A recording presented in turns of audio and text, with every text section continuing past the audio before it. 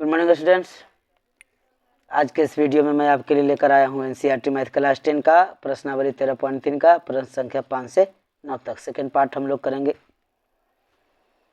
आप सभी का मेरे चैनल पर वेलकम है।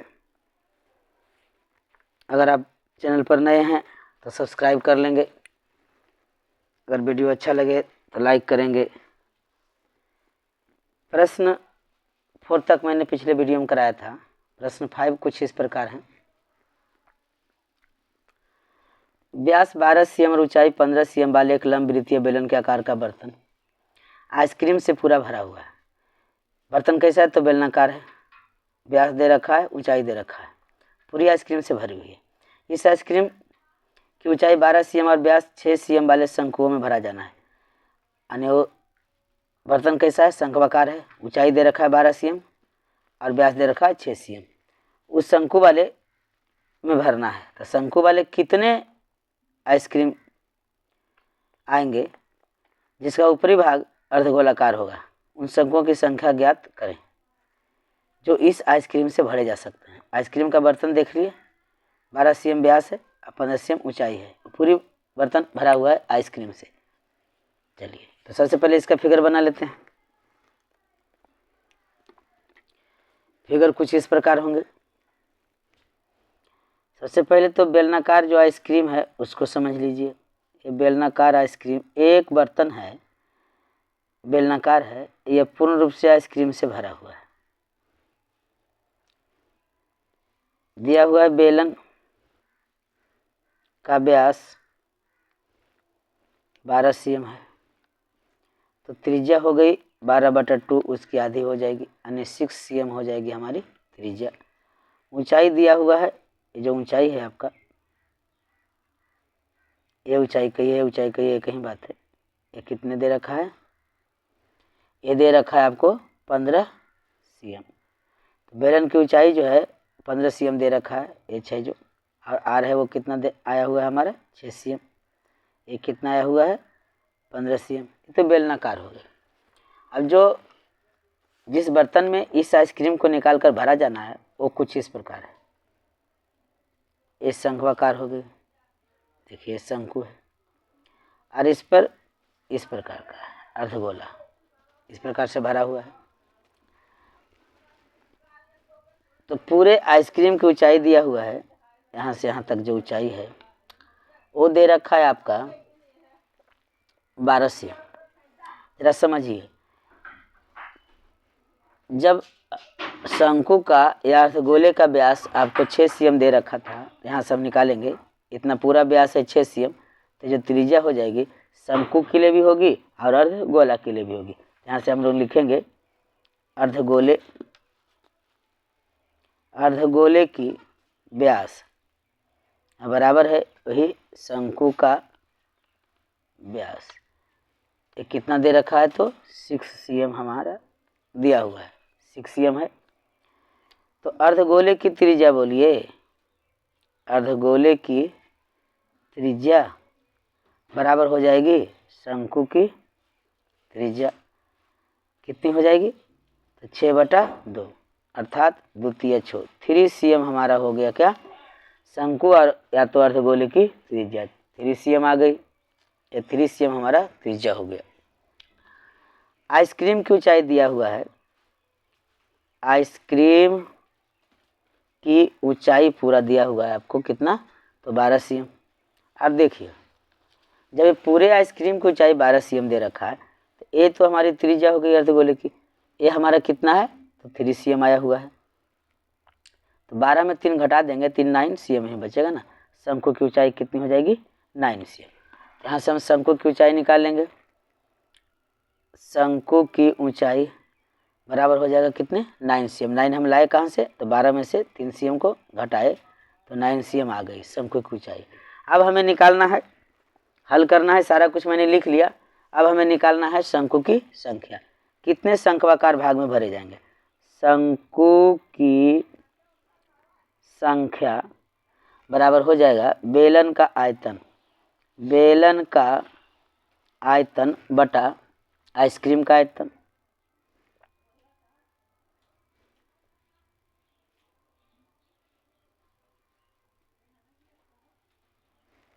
वो आइसक्रीम कैसा था, चलिए यहाँ पता हो जाएगी। नेक्स्ट स्टेप में उसको लिखेंगे। ये आयतन लिखा हूं मैं, आयतन। तो बेलन का आयतन बटा आइसक्रीम दो पार्ट में है। एक है अर्धगोला, अर्धगोले का आयतन, आयतन अजोड़ शंकु का आयतन। सबका फार्मूला यूज कीजिए। तो बेलन का आयतन का फार्मूला होता है आपको क्या, पाई आर स्क्वायर एच होता है बटा, अर्धगोले का होता है 2/3 पाई आर क्यूब आजोड़ 1/3 पाई आर स्क्वायर एच। हम देख रहे हैं कि यहाँ पाई कॉमन है, तो हम पाई को कॉमन ले लेंगे तो थोड़ा सुविधा हो जाएगी बनाने में। पाई को कॉमन ले लिए, बचा 2/3 आर क्यूब आजोड़ 1/3 आर स्क्वायर एच बचा। पाई पाई कैंसिल हो गया। अब सबका वैल्यू हम लोग रख देंगे। सबका वैल्यू रखने से जब कैलकुलेशन करेंगे निश्चित रूप से आपका हल होगा।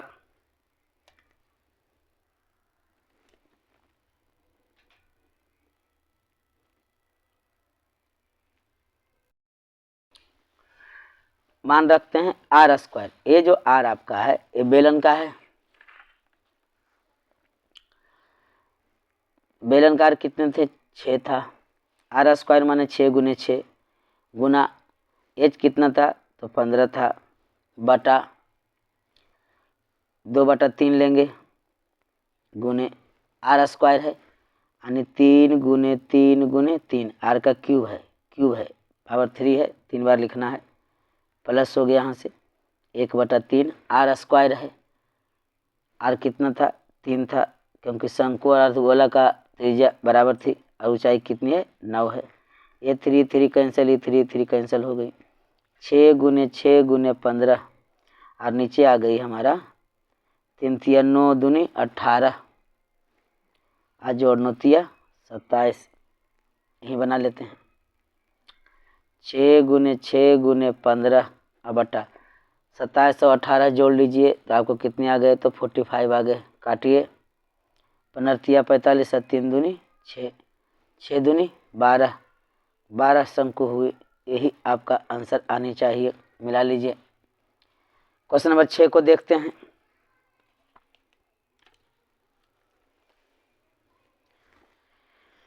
प्रश्न संख्या 6,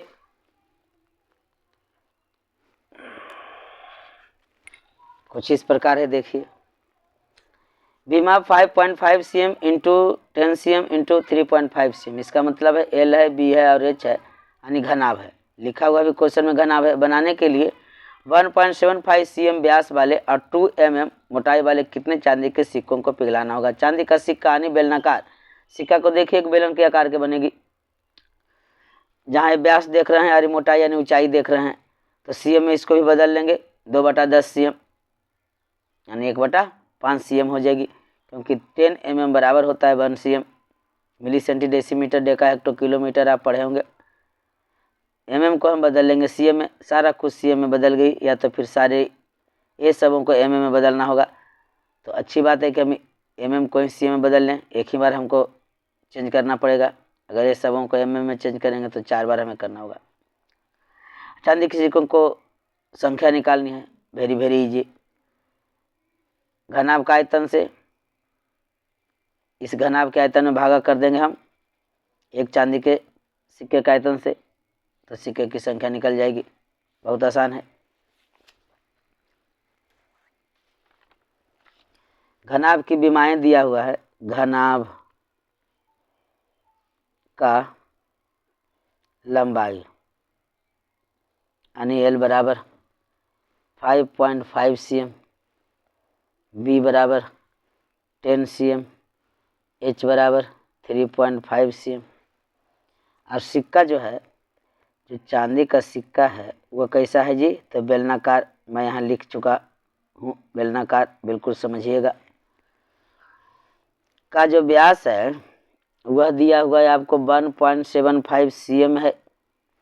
तो आर बराबर निकाल लेंगे 1.75/2 cm में आ गई। और एच जो है वो 2 mm में है, इसको हम cm में बदलेंगे 2/10, 2×5 = 10 यानी 1/5 cm। पॉइंट में भी चेंज कर सकते हैं, नहीं तो रहने दीजिए, कोई दिक्कत नहीं है। 1.5 cm आपको हो गई एच बराबर। हमें निकालना है सिक्कों की संख्या। सिक्के की संख्या बराबर हो जाएगा घनाभ का आयतन बटा एक सिक्के का आयतन, एक सिक्का का आयतन। चलिए, घनाभ का आयतन L गुने B गुने H होता है जी, L गुने B गुने H होता है। अब बटा क्या करेंगे, πr² H करेंगे। L गुने B गुने H कैसा है, L है हमारा 5.5, B है 10, H है 3.5 बटा पाई का मान हो गई 22/7। 22/7 लिख लेते हैं एक बार। r² है यानी 1.75/2 गुने 1.75/2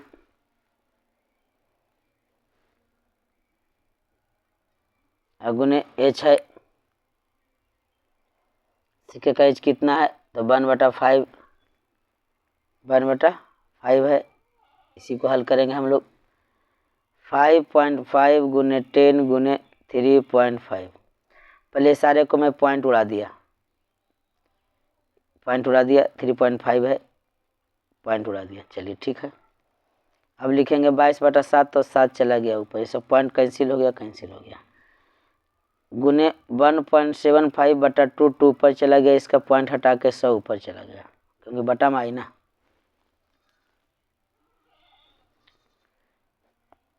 फिर से गुने 175, इसका 100 ऊपर चला गया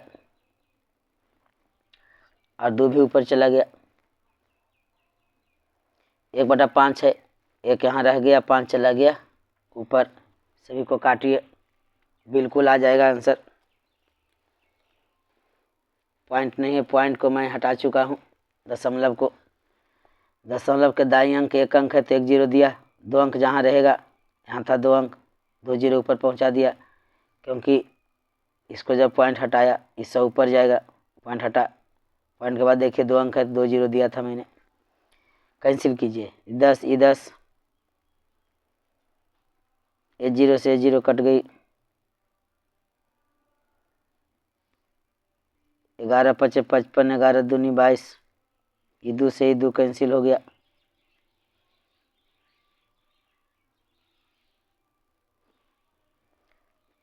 7 दूनी 14, 15 16 17, 7 5 35, अब 25 चौके 100 कट गया। 5 से काट दे दिए, 5 तिया 15, 5 5 25, 35 35 कैंसिल हो गया। देखिए नीचे में कुछ नहीं बचा, सारा कैंसिल हो गई। ऊपर बच गया 5, 2 और 4 और 1 10, कितना बच गई, 5 गुने 2 गुने 10 गुने 4, 4 दूनी 8 5 40, 400 हो गई। चलिए 400 आपका संख्या निकल गया सिक्कों की, 400 सिक्के, यही आपका आंसर हो जाएगा। मिला लीजिएगा बुक में। क्वेश्चन नंबर 7 देखिए, 5 6 क्लियर हो गए। क्वेश्चन नंबर 7,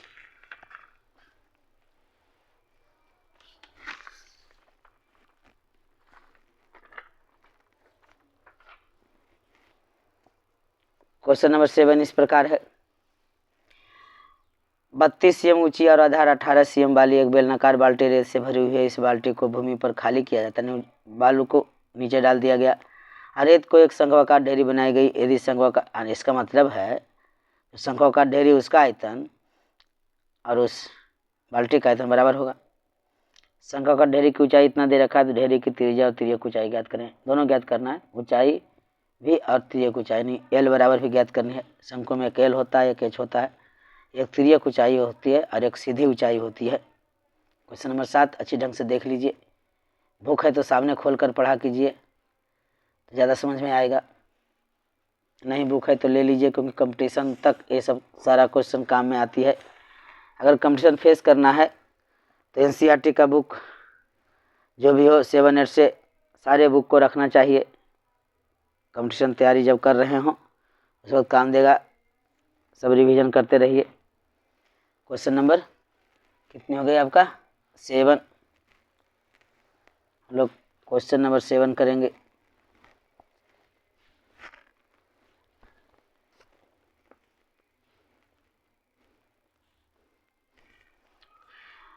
जो चीज़ दिया हुआ है सारा कुछ लिखेंगे हम।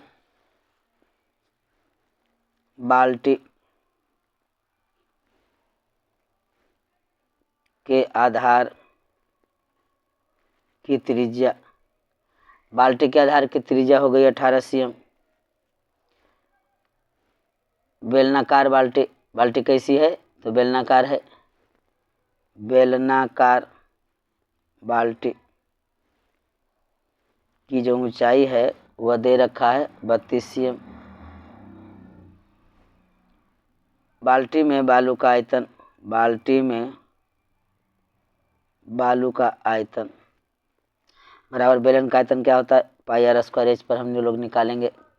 पाई आर स्क्वायर बोले तो 18 का स्क्वायर करेंगे, गुने एच है कितने तो 32। इसी को हल करेंगे। पाई को पाई रहने दीजिए, थोड़ा ज़्यादा सुविधा होगा। तो आप कर लीजिए ना, 18 गुने 18 गुने 32 कीजिए। पाई को पाई ही रहने दीजिए।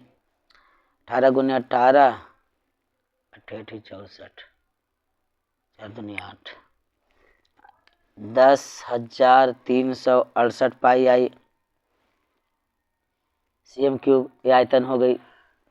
अब देखिए शंक्वाकार ढेरी जो बनाई गई बालू को उड़ेलकर शंक्वाकार ढेरी की ऊंचाई बराबर 24 cm दिया हुआ है। माना ढेरी की त्रिज्या जो खोज रहा है उसे हम मान लेंगे RCM है। ढेरी में रेत का आयतन, ढेरी में रेत का आयतन बराबर 1/3 पाई आर स्क्वायर एच शंकु का आयतन है का फॉर्मूला है। तो 1/3 पाई आर स्क्वायर एच कितने हैं जी 24 है। यहाँ से कट गया 3 8 24 8 पाई आर स्क्वायर। फिलहाल इसको इतना ही रहने दीजिए तो बनाने में आसान होगा। अब निकालिए प्रश्नानुसार। चलिए प्रश्नानुसार बेलनाकार बाल्टी में रेत का आयतन बराबर हम लिखेंगे शंक्वाकार ढेरी में रेत का आयतन। ऐसा क्यों लिखे? क्योंकि शंक्वाकार बाल्टी में जो भी बालू भरा हुआ था उसी को नीचे उड़ेला गया है। इसलिए कितना लाए थे हम? 10, 3, 6, 8 पाई लाए थे ना शंकु का। देखिए 10,368 पाई। शंक्वाकार का आ गया कितना? 8 पाई आर स्क्वायर। तो इतना बराबर हम क्या लिखेंगे? 8 pi r square. Pi pi cancel हो गई, 8 बचा हुआ है आपको। तो आर स्क्वायर बराबर जब लेंगे तो 10, 3, 6, 8 ये 8 गुना में है तो इधर आके हो गया क्या चीज़ में? बटा में। इसे कैंसिल कीजिए। 8 1 8 8 दूनी 16 8 72 अच्छो आर स्क्वायर बराबर तो आर बराबर √1296। 1296 का वर्गमूल निकालिए तो 36 cm आती है। आर तो आ गई, एक चीज़ आ गई यार, एच दिया हुआ है, एल कैसे नहीं निकलेगा? तिरछी ऊंचाई हम लोग निकाल लेते हैं।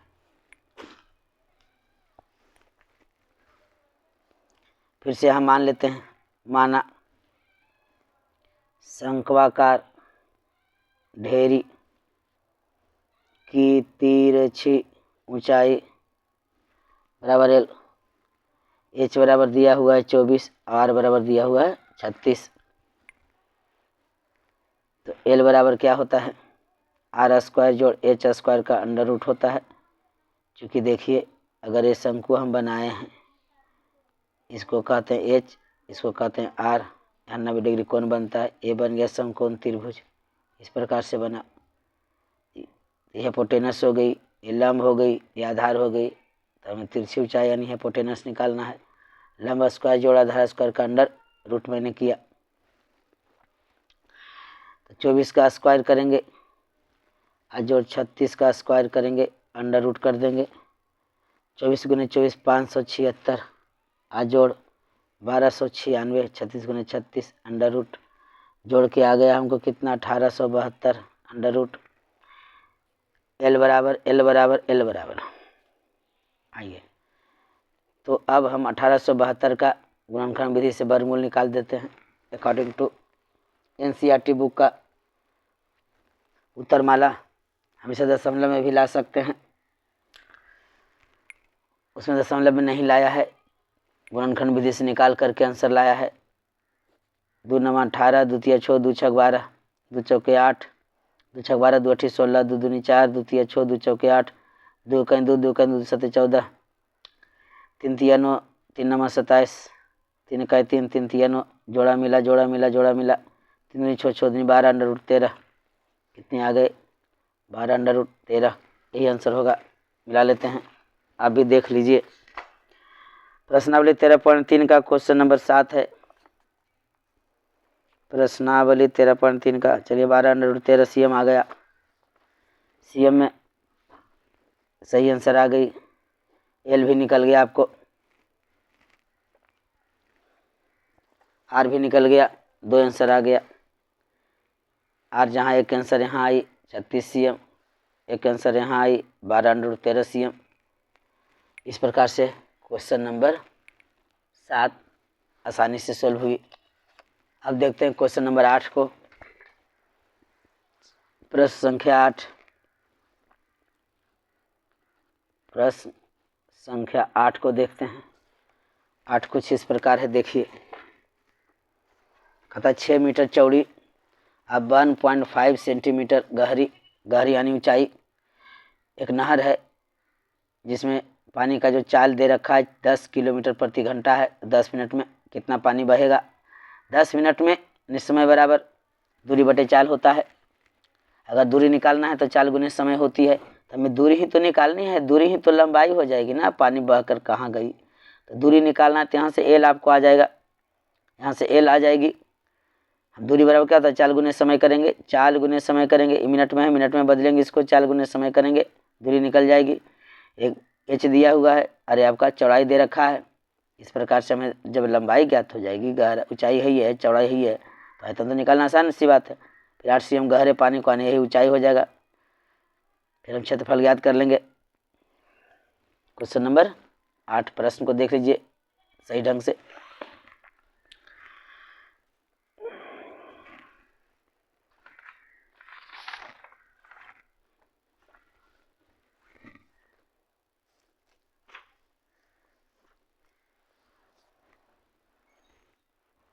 नहर की चौड़ाई हल कर रहे हैं। नहर की चौड़ाई दे रखा है 6 मीटर, गहराई यानी ऊंचाई, गहराई ही ऊंचाई हो गई। ऊंचाई जो H है ये है आपका 1.5 मीटर। अब हम निकालेंगे लंबाई। लंबाई बराबर होगा दूरी, और दूरी बराबर होता है चाल गुने समय। चाल गुने समय से हमें मालूम हो जाएगा, यानी था 10 किलोमीटर प्रति घंटा। 10 किलोमीटर प्रति घंटा था, और कितने मिनट में है, तो 30 मिनट में है जी। तो ये 10 किलोमीटर को मैं मीटर में बदल लूँगा तो 1000 से गुना हो गई, और घंटा को मिनट में बदलूँगा 60 हो गई, यहाँ से 30 हो गई, 30 दूनी 60 हो गई, 2 5 10 हो गई, आ गई 5 पर 3 0, ये मीटर में हो गई। ये हो गई लंबाई हमारी। तो LBH तो हमारे पास आ गया जी। अब हम निकालेंगे नहर में पानी का आयतन। नहर में पानी का आयतन बराबर हो जाएगा LBH, यानी 5000 गुने 6 गुने 1.5, पॉइंट उड़ा दिया, कट गया 15 से 90, 9 5 45, यानी 450 पर डबल जीरो, इतना मीटर क्यूब आ गया, आयतन हमारी हो गई। अब आगे निकालना है हमको कि 30 मिनट में कितना खेत पटेगा। वैसे हम मानना पड़ेगा। देखिए खेत को पटा रहा है वही पानी, यही पानी से यहाँ खेत पटेगा। तो खेत का कोई क्षेत्रफल होगा यानी लंबाई गुने चौड़ाई होगी तब ना ऊंचाई निकलेगी। एक ऊंचाई भी होगी, पानी जो ऊपर उठेगा। तो एक तरह से यह भी हमारा क्या हो जाएगा, घनाभ हो जाएगा। लंबाई चौड़ाई ऊंचाई, तो यहाँ से क्षेत्रफल हो जाएगा L गुने B। तो माना कि 30 मिनट में खेत का जो क्षेत्रफल है यानी L गुने B जो है वो क्या है आपका 8 cm में था। इसको भी हम मीटर में बदल लेंगे तो 8 बटा क्या लिखेंगे 100 मीटर हो गई। गहराई से सिंचित होगा, तो गहराई आपका दे रखा है कितना cm दे रखा है जी, यही 8 cm दे रखा था। यही गहराई से सिंचित होगी।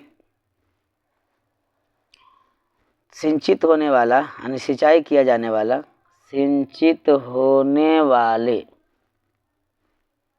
जल का आयतन बराबर क्षेत्रफल यानी L गुने B, अगुने क्या हो जाएगा आपका H हो जाएगा। अर्थात यहाँ हम लिख लेते हैं L गुने B जो कि हमारा क्षेत्रफल माने हैं, और H जो है वो 8 बटा हमारा 10 है। यहाँ से क्लियर रहेगा आपके दिमाग में। आयतन है तो क्यूब रहेगा ही रहेगा। अब A गुने 8 बटा हम क्या कर दिए 100, अब बराबर कितना आयतन था 45,000 घन मीटर पानी यहाँ पड़ा। तिरछा गुना करके A का मान निकाल लीजिए। A बराबर 45,000 गुने 100 हो जाएगा, तिरछा गुना होगा तो बटा हो जाएगा 8। 4 से काटिए 25 बार में कट गया, 4 दूनी 8 कट गया, 2 से काटिए 2 दूनी 4, 2 दूनी 4, 2 पचे 10, जीरो एक जीरो और 2 2 5 0 0 गुने 25 बराबर आपकी हो जाएगी 562500। ये हमारा आ गया क्षेत्रफल। चूँकि ये बराबर निकाल रहे हैं, ये बराबर निकाल रहे हैं, ए से एरिया होता है, ये क्षेत्रफल निकल गई। चलिए क्षेत्रफल तो आसानी से निकल गया। अब बोला गया है हेक्टेयर में भी चेंज करो। तो हम जानते हैं कि 10,000 मीटर स्क्वायर बराबर 1 हेक्टेयर होता है। चूँकि हम लिख लेते हैं, चूँकि 10,000 मीटर स्क्वायर बराबर होता है 1 हेक्टेयर। इस बात को याद रखनी है, इस बात को बिल्कुल याद रखनी है जी। 1 हेक्टेयर होती है, इसीलिए इसको हेक्टेयर में बदलेंगे। 5625 पर डबल जीरो बटा हम क्या कर देंगे 10,000 जी। डबल से डबल जीरो कट गया, 100 से भाग किए तो 56.25 आ गया जी, इतना हेक्टेयर। इस प्रकार से कंप्लीट यह भी आंसर रहा, यह भी आंसर रहा। क्वेश्चन नंबर 8 क्लियर हो गए। अब क्वेश्चन नंबर 9 जो कि इस प्रश्नावली का अंतिम सवाल होगा, प्रश्न संख्या 9। प्रश्न संख्या 9 कुछ इस प्रकार है, देखिए 9 हमारा इस तरह है क्वेश्चन कि एक किसान अपने खेत में बनी 10 मीटर व्यास वाली 2 मीटर गहरी एक बेलनाकार टंकी को आंतरिक व्यास 20 सेंटीमीटर वाले एक पाइप द्वारा एक नहर से जोड़ता है। यदि पाइप में पानी 3 किलोमीटर प्रति घंटा की चाल से बह रहा है तो कितने समय बाद टंकी पूरी भर जाएगी। फिर से यहाँ देखिए दूरी निकलेगा पाइप में,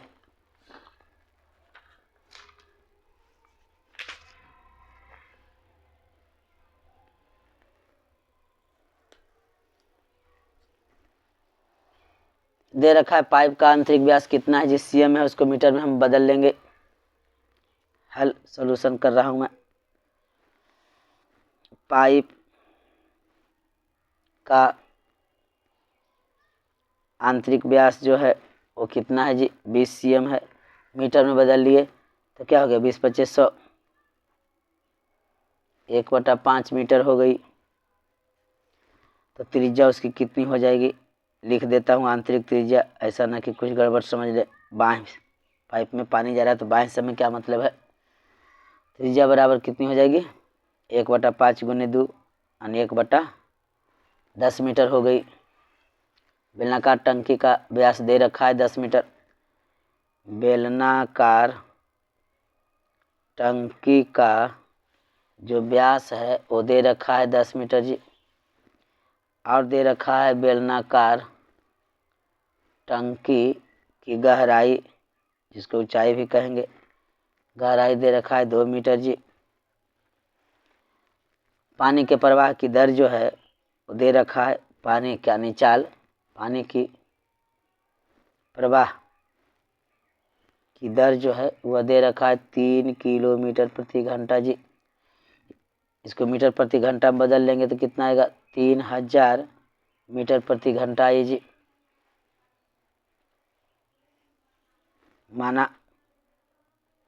मान लीजिए जो खोजा, माना कि टंकी को पूरा भरने में T घंटा समय लगता है,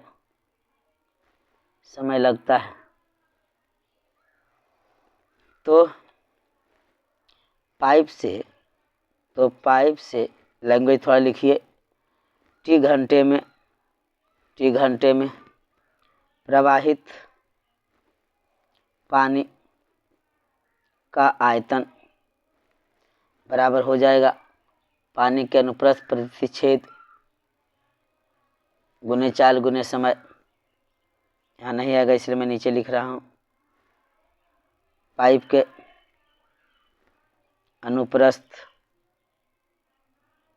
अनुप्रस्थ रहा, चौड़ाई उसकी कटेगी, अनुप्रस्थ प्रतिच्छेद गुने चाल और गुने हो जाएगा समय बराबर। आइए फार्मूला पर चलेंगे, इसको ढाल देंगे, पाई 1/10 का स्क्वायर। 1/10 क्या था, आपका त्रिज्या था, आंतरिक त्रिज्या, पाई आर स्क्वायर हो गया। ये चाहा था कितना, तो 3000, और गुने हम क्या करेंगे, T बराबर हो गए कितने, पाई 1/10 दाएं 100 हो गया जी। इसी को हल कर रहा हूँ, 10 दाएं 100 हो गया, और गुने क्या लिखेंगे 3000, गुने क्या लिखेंगे T, काटिए तो 00 से 00 कट गया, क्या आ गया आपको 30 यानी 30 पाई T आ गया, 30 पाई T आपको आ गई। इसलिए टंकी का आयतन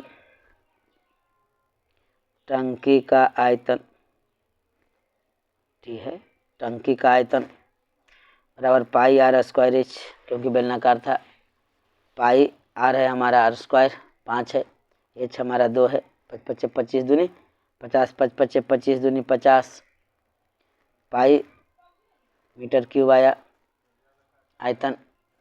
अब T घंटे में पाइप द्वारा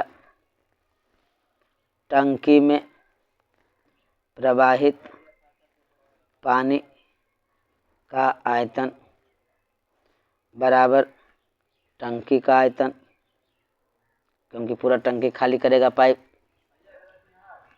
30 पाई T लाए थे, और बराबर यहाँ से क्या लाए थे 50 पाई और 30 पाई T बराबर हो गई, पाई कैंसिल हो जाएगा जी, तो T बराबर क्या आ जाएगी जी 50/30, गुना में था बट्टा में आ गई, ई जीरो कट गया 5/3, ये 5/3 घंटे में है 50/30, अब इसे ले आइए मिनट में, तो 5/3 ना जी, 5/3 को बदल लीजिए, 60 से गुना कीजिए ना, 3 दूनी 6, 5 दूनी 10, 100 मीटर आ गई, यही आपका आंसर निकल गया जी। इस प्रकार से कंप्लीट हो गई लेसन 13.3 का। मैंने इस वीडियो में आपको इस पार्ट में क्वेश्चन नंबर 5 से 9 तक करवा दिया।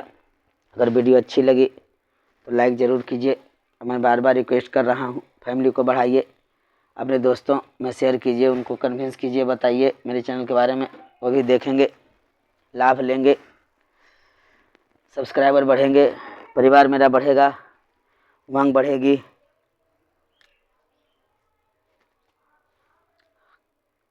हमारे मन बढ़ेगा, मैं आपके लिए कुछ और अच्छा दूंगा। मिलते हैं नेक्स्ट वीडियो में नेक्स्ट लेसन के साथ।